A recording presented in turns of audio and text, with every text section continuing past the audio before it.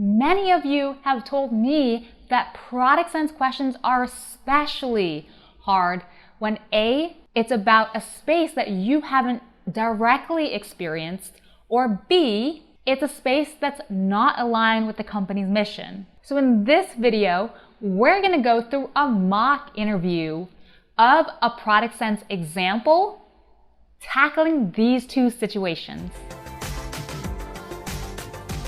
Hey guys, I'm Diana and I'm a senior product leader at a big tech company based in Silicon Valley, California. So the question we're gonna go through today is build a product to help people buy antiques. When was the last time you bought an antique? I know I have never bought an antique. And the framework we're gonna use today is the good old product sense framework, which starts with why do we wanna build this, who we wanna build this for, what pain points these people have, and coming up with solutions. Now let me first clarify antiques. What are we talking about when we talk about antiques? So in my head, antiques could be expensive items, so the things that people would be selling at an auction sale, whether it's these like age-old paintings from Monet, or these really expensive vases you've probably seen that are gorgeous. But antiques could also be cheaper items that you might find at a thrift shop or a pawn shop. And antiques, what are antiques? Antiques could be things as big as furniture, paintings we talked about, or smaller things such as vases or collectibles. Even a coin could be counted as an antique. All right, so that helps me clarify what antiques are. So my first question is why the heck do we want to build a space? And is this a good space for, say, Meta or Facebook's mission? So first, I want to cover some trends that I'm seeing as to why antiques could be the next big thing. The first is that we're seeing an increasing trend of people buying used goods, either for environmental purposes or people love products with a good story and history. Secondly, another trend we're seeing, because of COVID, people are spending a lot more time in their homes, and people have the tendency to want to decorate their homes more or have the time to have a hobby collecting coins or comic books, whatever that is. Now, the mission. Now I'm asking, is the antique space aligned with the mission of, say, Meta? Meta's mission is to build community and connect people.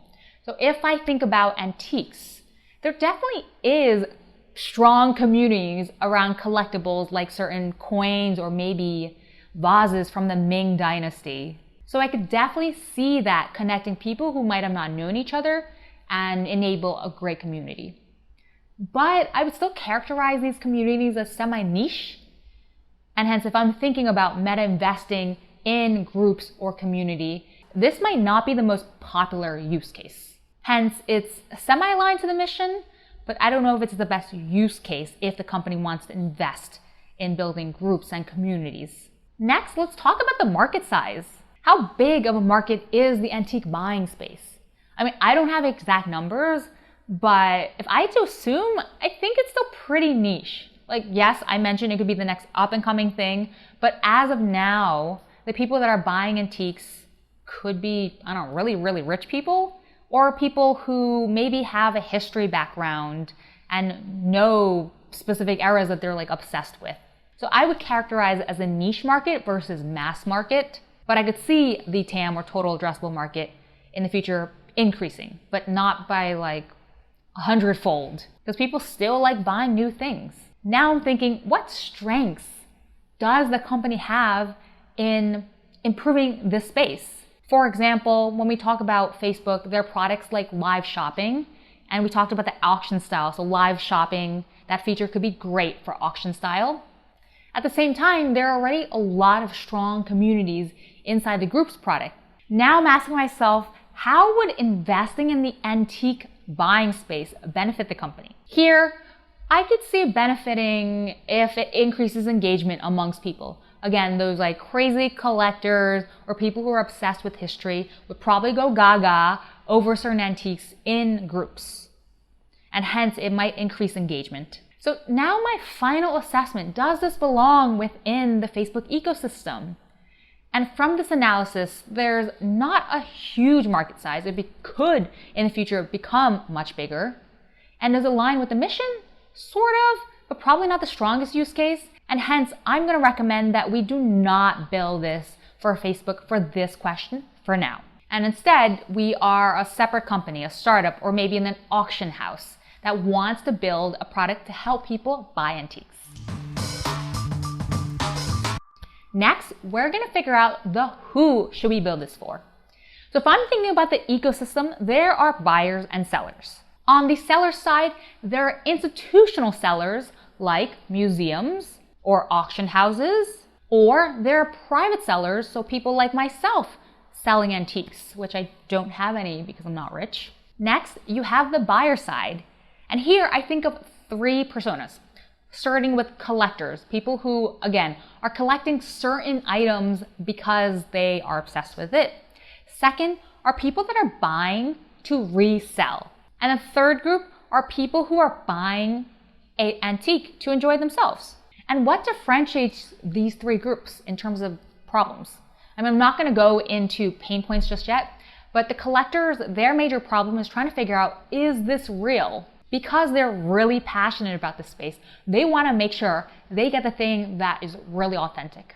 For example, I don't know if you guys saw that video of Logan Paul who lost $3.5 million on fake Pokemon cards. Obviously, these collectors would be super sad because they invest a lot of money into these collectibles. The problem that people who are buying to resell would struggle with is, does the product that I'm buying have a resale value? So it doesn't necessarily need to be the most authentic thing, but if I buy it at a price, am I going to make a margin on it? And the last persona we talked about, which is people that are buying to enjoy, is this affordable? Does this fit within my home? Now, I'm going to be building for the buyer side.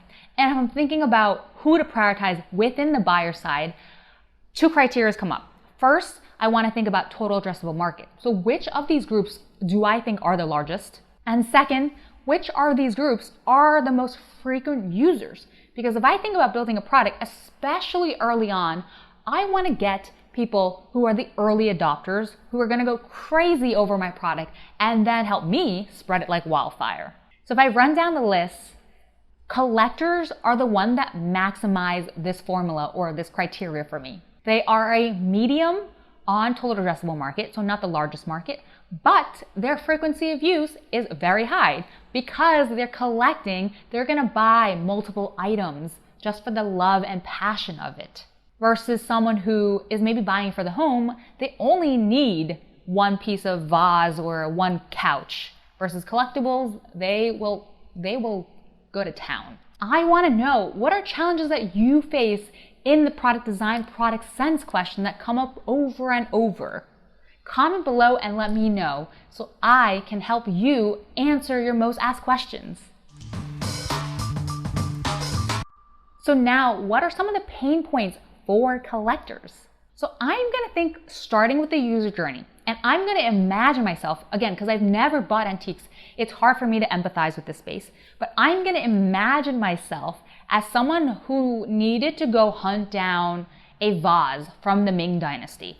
How in the world am I going to find that antique and buy it? And what are some of the pain points there?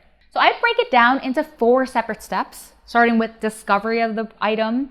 Second, seeing results and listings. Third, looking at the product description, getting details there. And fourth, actually the purchasing cycle. First, let's start off with discovery.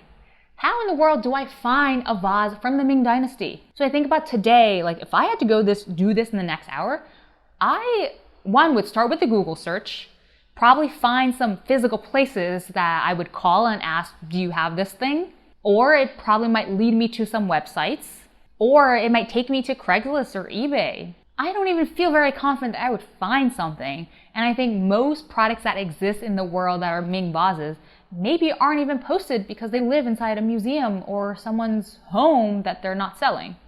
So here's some pain points that I'm imagining. A, this is probably a fragmented market. Again, you have the physical stores and you have the online pieces and you have the Craigslist marketplace type of classifieds. And then B, the other pain point is I'm imagining just low volumes of products that are posted online. So just like low supply. So our second phase is when we're searching, actually seeing what's available. And here, if I'm thinking it's offline in store, if I'm rummaging through, let's say a thrift shop, there's probably a lot of manual actual searching that's not pleasant. And there's probably limited categorization. It's probably a bunch of things dumped to one side. But we're talking about a Ming vase. So let's say we go to a more official place, and there I might imagine an expert would come up to me and show me some of the pieces, or I might have to go and talk to the expert in terms of what I want, and they go through their own categorizations in their brain to find out what's available. If I'm taking the online route, there's probably searching, and I don't even know if my keyword would pop up to something like vase would, but would vase from the Ming era pop up the results that I'd be interested in? Questionable. So some of the pain points that I would imagine that exist here are A, the keywords that I type in might not match the thing that I actually want. And that might be because one, I'm not using the right keywords, or a lot of these antiques are actually not labeled. I mean, because they're older items, there's no item description that barcode you could just scan from the 1800s. Another problem is probably these items are not being categorized or cataloged in a way that's organized for me to find those items. And then the other big problem is, again, if I'm in physical place, I need to depend on an expert to find this, or I'm manually rummaging through a bunch of stuff to find the thing that I want. Phase number 3. So now let's say I do find something that looks like what I want. And I'm looking at this item and trying to figure out, one, I want to learn about the description. So if this is online, I want to see photos of the details. And here I might imagine some challenges are the photos are not very clear. They're not focused on the detail that I want. I mean, as you know, for some paintings, they have a little inscription. I mean, I don't even have a painting on the corner that tells you whether it's authentic or not. So these little details are pretty important. Another big thing, again, for collectors that they care about is this item authentic? Is it a real or is it a fake? I mean, I'm sure I'm able to find a lot of Ming vases on Wayfair that are lookalikes, but no, I want something that actually came from, when was the Ming era? I mean, I'll look it up and post it here. I want something from that time period. And me, I mean, I could be a collector and be an expert at these things, but there's only so much that I can tell from my eye in order to appraise the product. So there's a couple of challenges here. One, we talked about having few or little to zero product description. B, the photos don't show the details. And C, there's an authenticity problem. How do we know something is real or not? I mean, people are getting really good at creating fakes nowadays. And the last phase is the actual purchasing. And here I'd be asking questions like, well, what's the right price to pay for this item? Is it a fair price? Am I paying too much? So hence a big pain point here is how do I assess the value of this product? And especially with antiques, they're hard to price because they come from a different era. You don't know how much it costs then. You don't know the bill of materials. So a lot of the times it's less about how much the item costs to build it, but instead how much the market values it. I mean, if we're talking about a vase, it's art, right? And you know how flimsy art valuations are. Here, I'm going to do a quick prioritization based on one main criteria, which is pain level. Looking at my pretty exhaustive list, there are 4 things that I think create the highest pain, and if we solve them, could make us a company that differentiates ourselves. And those are, first, there's low volume of supply. I mean, in general, even if people own antiques, they're not posting them, don't know where to find them. Again, this is an assumption. So I'm going to assume low volume of things like vases from the Ming era. Second high pain point is that keywords don't match what I'm searching for. And this is if we're talking about online searches. If it's physical searches, that's even harder, so we won't even go there. Third, another big pain point is that there's no product descriptions for these antique items. So how am I supposed to know what it is, what it's about, where it's from? And those are things I would want to know as a collector, right? I care about the history of products. But at the same time, like who's going to write those product descriptions? Unless it was a really expensive item. And the fourth biggest pain point I feel is how do you tell the authenticity of a product? One, I'd be scared, is the seller legitimate or not? Am I going to be able to refund my item? How do I figure out whether this product is actually really from the Ming era or from the Song era? Because if I'm a collectible, I'm obsessed with the small details. Because if one of my friends find out that this vase was from the Song dynasty, that would be so embarrassing. So here I'm asking myself before I go into the solutions, what is my strategy to win in this space? I want to build a product that is going to beat out all the other competitors selling antiques. So my three-pronged strategy or my focuses is number one, is to drive more supply into the ecosystem and find creative ways to do that. The second is to help people effortlessly find but also discover items that they might not be looking for, but they might be interested in. And third is to create a system of trust within our product so that scams tend to happen less. Now let's go into solutions. And here I'm gonna go into solutions for the 4 high pain points that we talked about instead of focusing on just one pain point. So then I have a volume ideas. And here my solutions are going to entail of product/features, operational things we can do, and marketing related things that we can do. So first problem was just low supply. And here we can maybe partner with smaller antique shops/boutiques in order to get all of their inventory online and to use us as a marketplace to sell online and offline. That way they don't have to create their own separate website. And we might incentivize them to upload their items online because we know it's a lot of work, either hiring someone for them that can do it over a couple days, a week, a month, or maybe even reducing their commissions fee. We could figure that out. Another way we can get more items online is maybe create a product appraisal tool. So this is something where people can snap a photo of one of their antique items and get an idea of how much they can sell it for.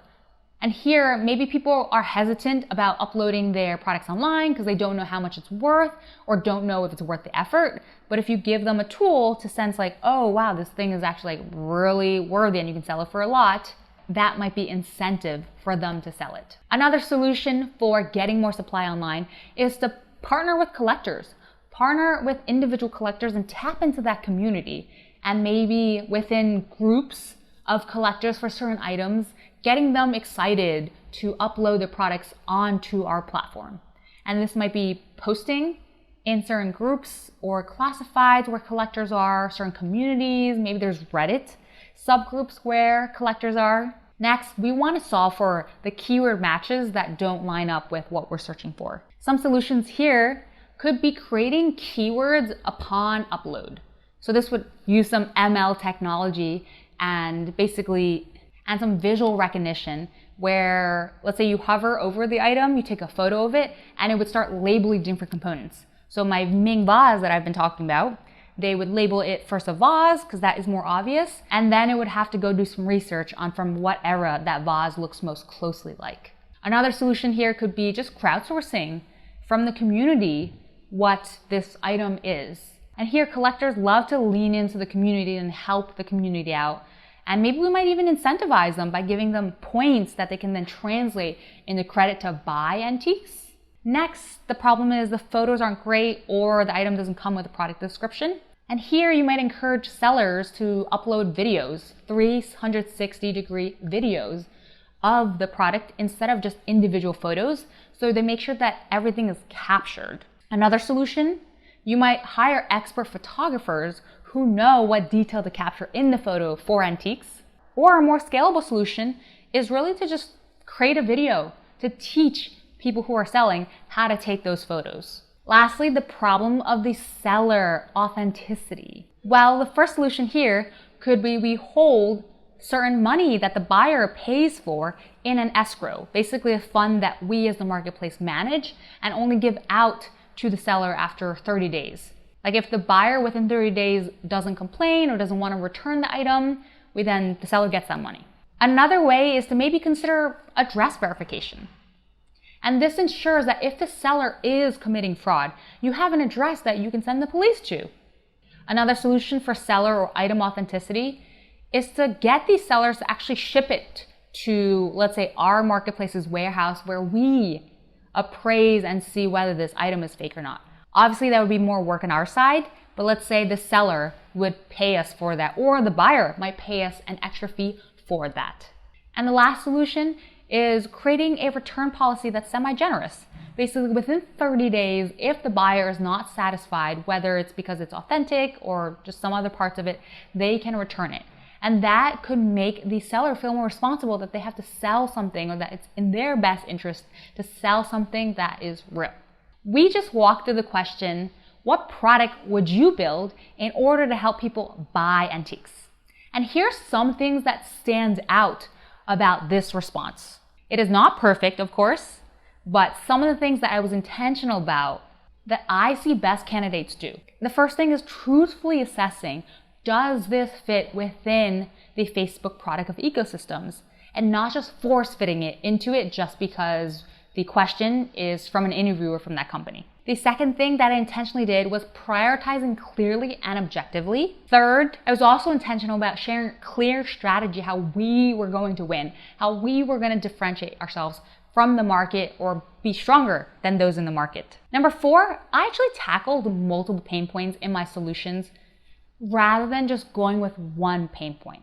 And this is optional. You can either choose one pain point or choose a couple, but I like the couple pain points because it shows a multitude of creative solutions rather than trapping me into one pain point where I might feel a bit more stuck coming up with solutions. And then my solutions actually solve the problem.